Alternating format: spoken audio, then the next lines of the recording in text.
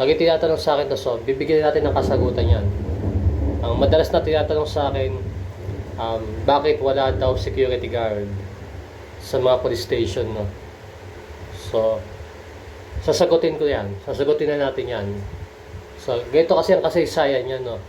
Ito ang kasaysayan yan kung bakit walang security guard sa mga police station, no? Kasi meron talaga dati.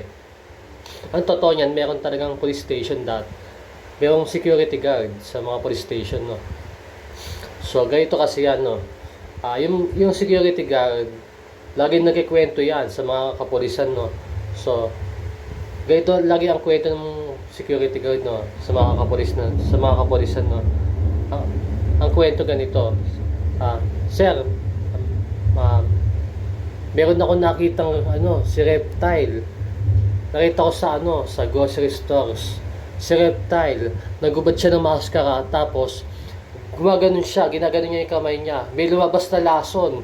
Kaya ang ginawa ko, hinabol ko. Sabi ko, "Oy, anong ginagawa mo dyan?" Tapos ang ginawa ni Reptile, tumakbo. Tapos umangkas siya. Umangkas siya sa motor ni Striker.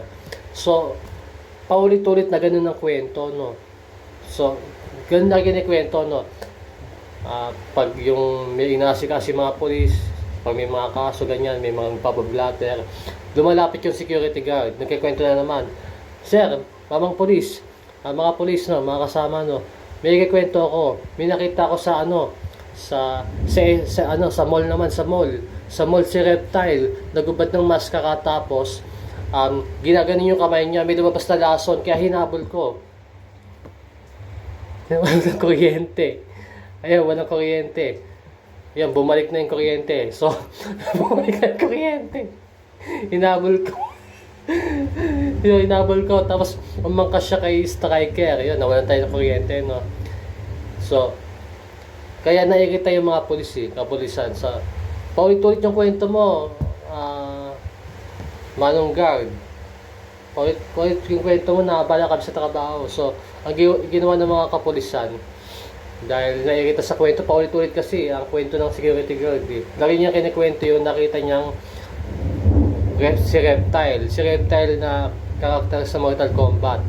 Paulit-ulit yung kwento niya na gano'n, eh, na nagubad ng maskara, tapos nagpakita ng laso, tapos umangkas kay Striker na nakamotor. So, nagpetition yung mga kapulisan na ipagbawal na ang security guard sa mga kapulisan, no, sa mga police station, no. So, nagpetition sila sa Supreme Court, no.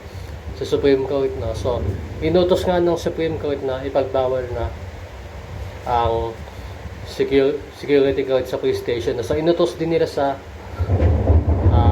executive branch na bawal na ang security guard sa police station, no. So, yun ang istorya kung bakit walang security guard sa police station. Yun, nawalan pa tayo ng kuryente, no? Kumukulog-kulog pa, no? So, sana nagustuhan niyo yung content natin. Thank you.